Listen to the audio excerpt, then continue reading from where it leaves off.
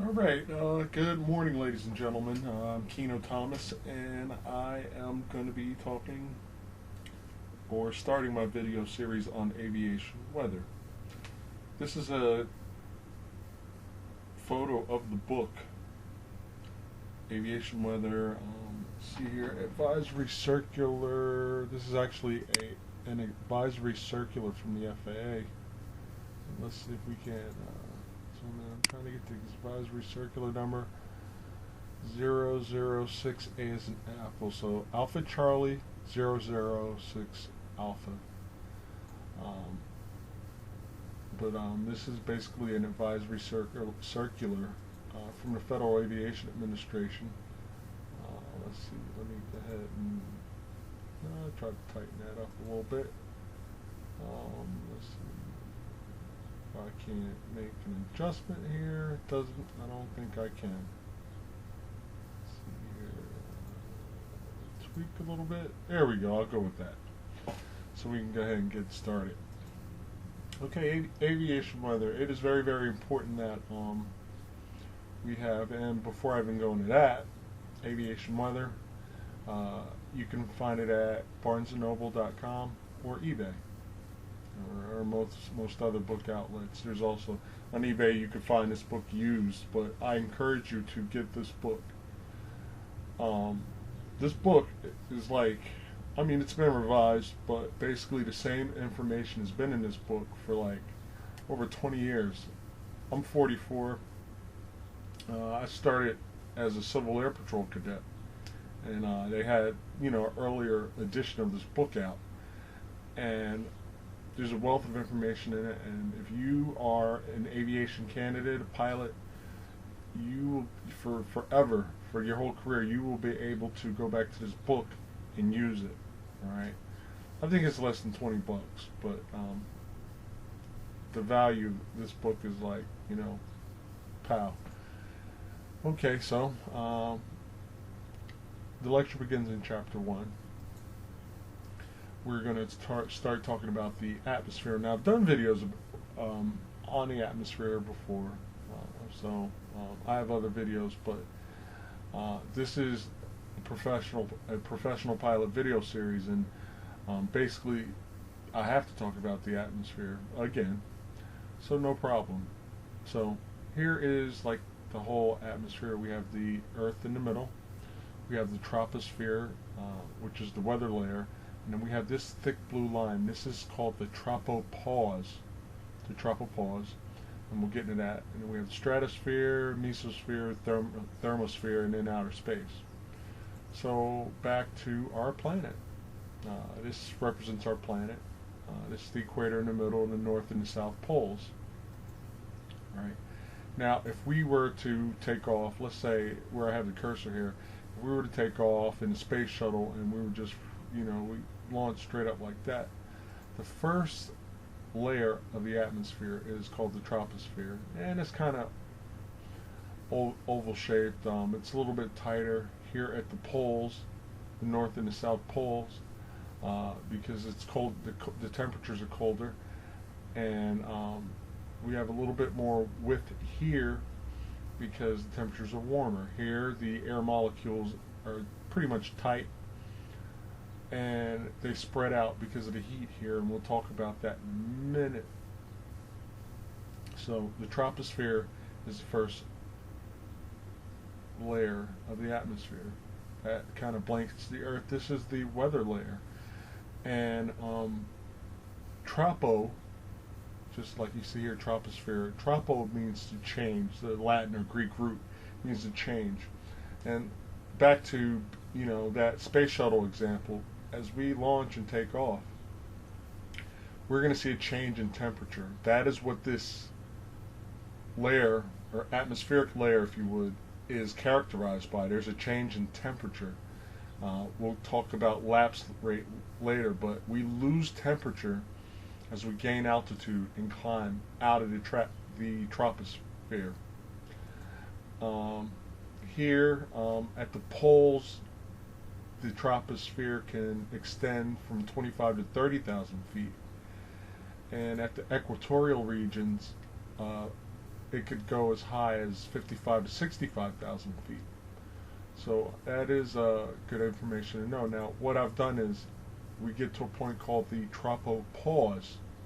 So tropo means to change, and if that temperature change stops at the tropopause, we can kind of take those words and tropo, change, pause, stop, and we can go ahead and kind of put that together. So that layer that's flashing back and forth is the tropopause, and that characteristic in the troposphere where the temperature just kind of decreases, it changes. We have the next level called the stratosphere, and it extends about 26 to 29 miles. We have the mesosphere or mesosphere, and that extends, and there's a band. So we're here at 30,000 feet, and we can see the arrows. So it's kind of like geometry when we're just marking the area. So this is about 30 miles. This is about a 19 to 22 mile band. All right, and we have a thermosphere. All right, so when we're thinking about this space shuttle just kind of taking off, so we just take off and we're going through the troposphere, stratosphere, mesosphere, thermosphere, into outer space, we have to think about the weight or density of the atmosphere. And what I've done is I've kind of likened this to a pool. When you think about this airplane or aircraft or spacecraft being on the ground and then flying out, think of all this on top as having atmospheric weight, or exerting atmospheric pressure on a body. The same thing, I don't know if you guys scuba dive or if you ever had an opportunity to swim to the bottom of a pool and kind of scale the bottom of the surface like our diver here. But actually the weight of the atmosphere outside of the pool is exerted on the water, but just let's think about the water, because water and air kind of act the same way. They have very similar characteristics, but the whole atmospheric weight of this pool is being exerted on this diver. Now, that's what I wanted you to think about when you're like at ground level. All right, so the atmospheric pressure is very dense because all of this water on top of the diver. That's our plane. Our plane is kind of sitting on the North Pole, so this is like synonymous to kind of being on the ground. And then when we get to the top of the atmosphere, or the top of the surface of the pool, all that atmospheric weight, if you would, or water weight, is no longer being exerted on the diver, because the diver was down here before, or the surface. That's how I want you to think. And then the diver's at the top now, so there's not a lot of water weight, if you would, water pressure being exerted on this diver at this point. And that would be likened to our aircraft in flight. Airplanes taking off, going up, up, up, up, up, up, up, up. And so all of this atmospheric weight no longer applies or exerts itself on the aircraft and people. So the atmospheric density of the atmosphere, or the what's the word I'm looking for? What's the word I'm looking for? Just the weight that it exerts on this aircraft. All this weight of the atmosphere no longer applies. So the atmospheric pressure has decreased. All right, and then as we come back down for a landing, the atmospheric pressure increases. So I hope that was simple. I have another example. When we think about the plane being down here, or the diver being at the bottom of the pool as opposed to skimming the surface of the pool, or the aircraft being at the top of the pool, we have to think about pressure. Okay, and like I said, at the bottom we had high pressure at high altitudes, and we can look at this Eskimo down at the surface and then at the top of the mountain. If we look here, the blue represents atoms. Okay, so down here at the bottom, there's a whole bunch of atmospheric density. Up high on the mountain, at the mountain level, there's less atmospheric density, so that is another way of looking at it. So I hope that was very, very clear. Atmosphere, the composition of the atmosphere. Primarily, if you are doing a check ride and an examiner or instructor pilot's like questioning you and say, hey, what's the composition of the atmosphere? Well, strangely, most people think it's like mostly oxygen, but it's only 21% oxygen. The major player in the composition of the atmosphere is nitrogen, which is 78%. 21% is oxygen. And the coin or can pilot answer for the trace gases is what I would say is con. Now we have some other stuff here. Argon is one of them in my acronym CON, which is C, A, C as in Charlie, A as in Apple, or Alpha, H as in Hotel, and N as in November. But the C is carbon dioxide, the A is argon, the H is helium, and the N is actually neon. Now, I like this pie chart, and basically what I wanted you to concentrate on was the 78% nitrogen, 21% oxygen. They got these other, well, argon is in our CON, C-A-H-N, but CON is the memory aid that I've always used ever since I took my private pilot check ride years ago. Carbon dioxide, argon, helium, and neon. Okay, so this is the composition pretty much. Mostly 78% nitrogen, 21% oxygen. So when we come back here, we have that same pie slice. This pie slice is still here. Just think of that pie slice being here. Alright? But in the pie, down here has a lot of density. Up here, at high altitude, it has less density. So that 21% slice of the pie at this altitude doesn't have a whole lot of atmospheric pressure. Okay, so as a result, what happens when we get to higher altitudes, what we need is supplemental oxygen. Here we go back to our airplane or our space shuttle taking off and departing, and this is a pretty cool shot of the space shuttle. There's a cloud deck here that it broke through, and it's just going up and up and up and up and up. So just to jump back, as our space shuttle takes off at the surface here, dense atmospheric pressure, very dense atmospheric pressure, and then when we get to this point where we're climbing out, the atmospheric pressure gets less and less and less and less and less as we increase altitude. So as pilots, we have to be aware of that. Another thing, we talked about our pie slices. Down here, that 21% of oxygen, that 21%, we got a nice cut, 21% of all these atoms if we think about this pie slice. But when we get to higher altitudes, that 21% oxygen doesn't have a lot of pressure. So as a result, what's happening is we need supplemental oxygen. We have to have supplemental oxygen via nasal cannula, rebreather bag, pressure demand system, some type of oxygen mask.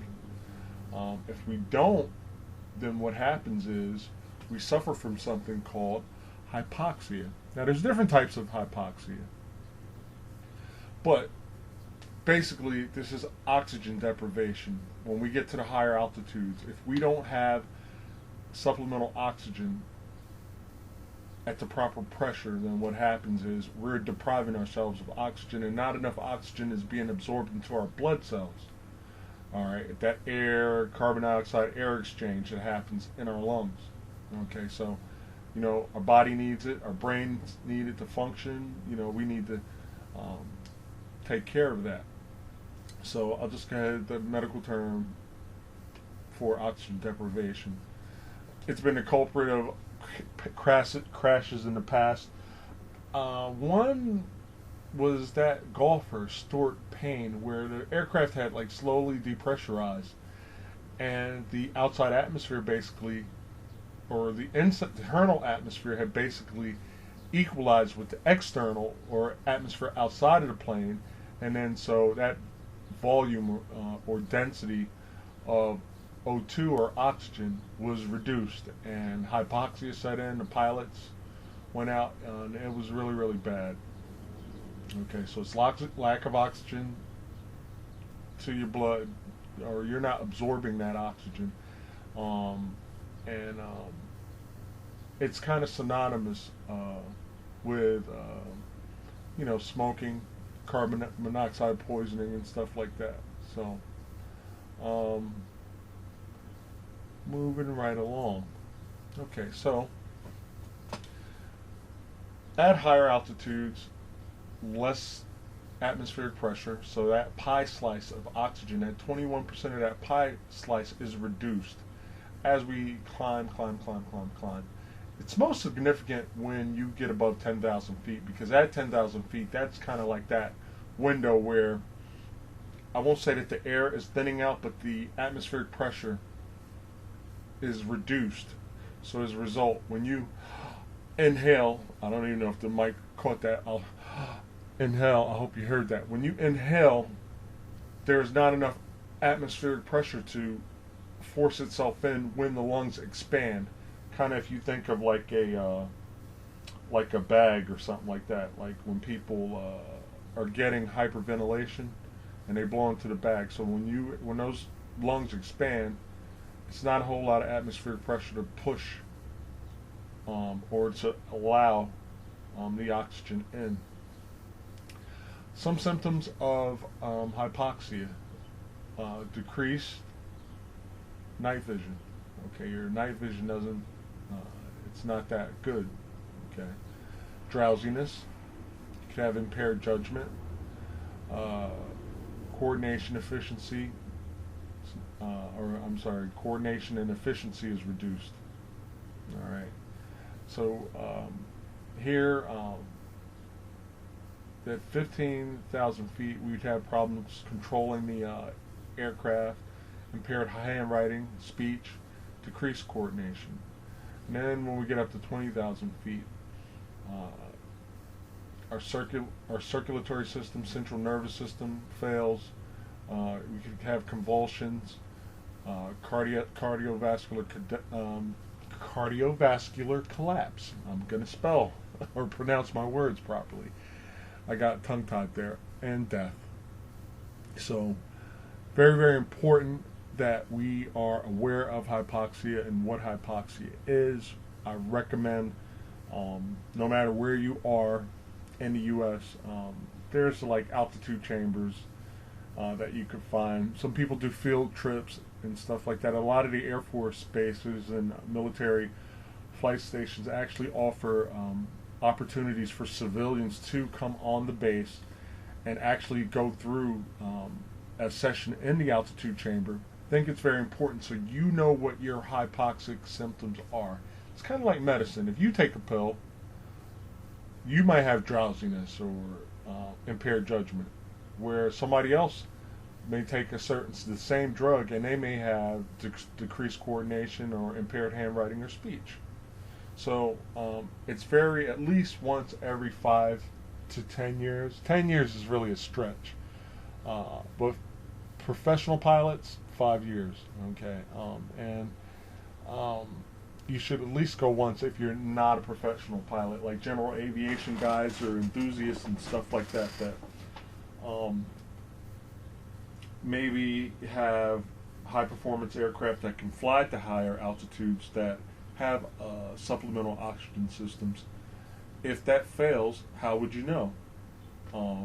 And what are your hypoxic conditions? So I'm not going to beat that, but you could be a general aviation pilot, you could be a corporate pilot, you could be a commercial pilot, but there are regulations that govern the use of supplemental oxygen.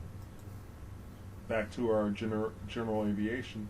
It's in the code, the CFR now. They used to call it FARs, but really technically at this point they're called CFRs, Code of Federal Regulations. They used to be called FARs, Federal Aviation Regulations, but now all the federal code is in a Code of Federal Regulations. So CFR Part 91 is where you would find the general aviation requirements for the use of supplemental oxygen. Part 135 would be the business jets, corporate guys, and Part 121 would be the commercial airline, the part of the regulations where you would find it. I'll pause here for a minute because you can go back and you can read this on your own, but the Code of Federal Regulations, I apologize for that, 91 to 11. Okay. You can actually look up, or you could purchase a, well, pilots still call them FARs, but they are actually the Code of Federal Regulations. So if I am in a general aviation aircraft, this is for my private pilot people, it's telling you no person may operate a civil aircraft of U.S. registry, meaning it has an N number, at cabin pressure altitudes above 12,500 feet above sea level, and up to and including 14,000 feet, unless the required minimum flight crew is provided with and uses supplemental oxygen for that part at those flight altitudes. So if I climb in my airplane up to 13,000 feet, if I'm up there for more than 30 minutes, I need to have some type of provision for supplemental oxygen. Above 14,000 feet, the entire time I'm up to and including above 14,000 feet, the time that I climb above 14,000 feet, I need to immediately be using it. And this is the minimum when we talk about this. These two altitudes, 12,500 to 14,000, the flight crew, so pilot, co-pilot, okay. 14,000 feet still talks about the crew, required minimum flight crew, so that could be one pilot. And then above 15,000 feet, each occupant of that aircraft, so everybody, it's kind of jacked up, I think, a little bit. I wouldn't want to be a passenger and just sit in the back of a, say something like this type of general aviation aircraft, and I see the guys, but you would be fine. Like I said, around 15, up to about 15,000 feet, you're still fine. There is enough atmospheric pressure density, or that 21% of the pie, to function as a passenger. You're just kind of sitting there looking out of the window, but the pilots, or pilot singular, needs to be on oxygen. All right, so, or you could just fly below 12,500 feet and not worry about it. For our business jet Part 135 guys, I'll just pause here, or you can pause here, and you can look at that. But it's a different set of altitudes, and it talks about 10% of the occupants of the aircraft, other than the pilots. So that would be passengers. You may have a flight attendant on board and stuff like that. So that would be the difference. And then this is for unpressurized aircraft. Most business jets are pressurized, but I put it there because it was in the regulations. And then the pressurized aircraft, and it talks about that. And you can pause the video if you want to take your time out to look at this part.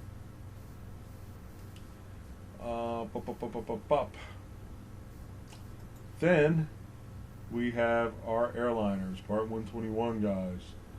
Alright, and you can pause here and you can look at it on your own. I'm not going to walk through this. It's pretty much plain English, not very hard. There's not a whole lot of, there's really not any legalese there that you have to decipher or anything. It's pretty much plain English. So what does supplemental oxygen look like? Well, if you're in a general aviation aircraft, you may be using something like this. This is called a nasal cannula. You can see that the pilot sitting up front has these hoses coming down, these clear hoses. It looks like aquarium, like something you would have in your pump from a fish tank, and the passenger actually has one on as well. And you can have it go right into your nose, and the hose goes over your ears, and then down here at the neck, and then the tubing goes down, and then it runs back into the system. You could have a rebreather bag, and there's something interesting here which is pretty cool. This is a very smart general aviation pilot. I don't know if most people know what this is, but when I was in college I was an EMT, and this is called a pulse oximeter, or for short you would call it a pulse ox. Now what this pilot is doing is he's on supplemental oxygen, and this thing squeezes a finger, and a lot of patients in hospitals have these because when someone, maybe they may have a respiratory problem or something like that, or if we want to know that the patient is getting oxygen, they put this thing on your finger.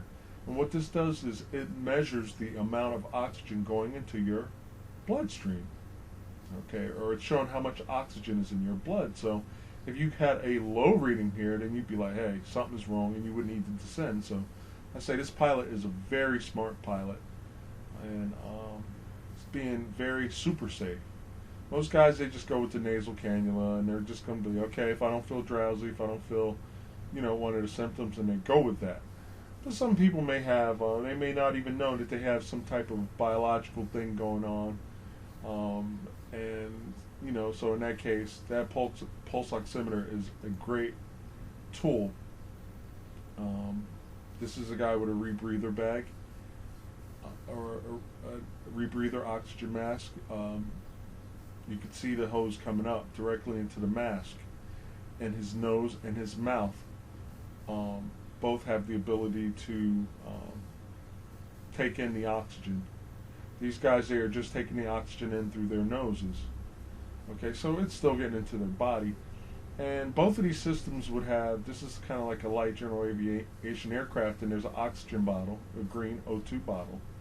And they would just turn this and crack this open to get the flow of oxygen going. And there's probably, that's actually here is the knob, the valve that you would open up. And then this little gauge here gives you the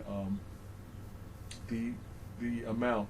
It's kind of like a fuel tank. It lets you know how much oxygen is left in the oxygen tank. Okay, another way, so those are a couple ways of receiving supplemental oxygen for mostly general aviation guys. For corporate, commercial airliners and stuff like that, the passengers are sitting here. There are no nasal cannulas, there's no wires or anything, because this is a cabin pressurization system. Okay, so you think about this. This is kind of like an atmospheric tube. Out here you have the decreased air pressure, and this is why, like in the movies, when you see a rapid decompression, the higher pressure in here is actually equalizing with the outside pressure, so things get sucked out or blown out. So basically the pressurization system, just roughly what happens is, normally the air comes into the system off the compressor stage of the turbine engine, and it goes through a heat exchanger, air conditioning, mixing unit. There's a HEPA filter here, and basically the mixing unit kind of comes in, the air is conditioned, and it just flows in, and basically what happens is you have an oxygen system, and you're constantly pumping air in there to keep the air density up, so air as well as oxygen. So you're getting pressure, you're getting oxygen, i.e. pressurization system. You're maintaining a certain pressure inside the cabin. And I'm going to do another video on this because I'm running through this. This is more about weather, so I'm not going to dig too deep into this right now. But cabin pressurization is a process which conditioned air is pumped into the cabin of an aircraft or spacecraft in order to create a safe and comfortable environment for passengers and crew flying at high altitude. So these people can just kind of sit in their chairs. They don't need masks. They don't need tubes running around and stuff like that. That would really be a quagmire, because how many passengers would probably be fidgeting, moving around and stuff like that. So it's really not conducive for I guess this type of situation is really more conducive for, pilots and, people that are going to kind of, well, you can't move around in this aircraft a whole lot anyway, so it's not a big deal. Whereas I'll now just extend this, our people in the cabin there's no wires and stuff like that. Conditioned air is being pumped into the system and circulated and recirculated in some cases. So really not a big deal with all the tubes and the hoses and everything. Like I said before, the air is bled off from the turbine engine, and in the compressor stage, namely. So it's compressing air at that point anyway. So it's smashing the air together, getting that dense air that you will find at sea level, and pushing it into the cabin here. And the same type of situation would be in a corporate situation. No hoses running and all that and everything. So I did want to keep this focused on weather, but you can kind of take a look at that. You can pause here if you like, but this is an example of a cabin pressure control. But the thing about pressurization, it's designed to maintain a pressure inside the tube or the sitting area for your passengers. So we could be at a higher flight level. We could be at, say, 35,000 feet, but in the cabin it would be 8,000 feet. And I'm going to do a video on pressurization. So compressed air is forced into the cabin, and it's conditioned and mixed and all that and everything, and then you have different zones in this case. And also the system comes up to the pilots as well. This is the cockpit area. This would be, I guess, for first class, and these two would be, coach. So that's pretty much it. I'm not going to recap in the whole series, but I'll recap here. We talked about the composition of the atmosphere.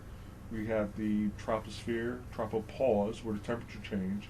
Again, tropo means, or tropo means to change. At the tropopause, the temperature stops changing as much, and we're going to get in the standard lapse rate later. Next level, after the troposphere, is the stratosphere, meso or mesosphere. I got to look that up for proper pronunciation, but I would call it the mesosphere or mesosphere. Tomato, and then the thermosphere, and then outer space.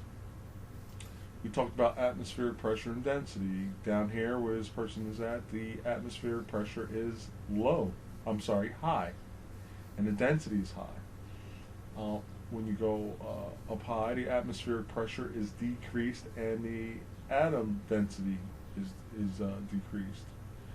So atmospheric pressure and density is directly proportional to altitude.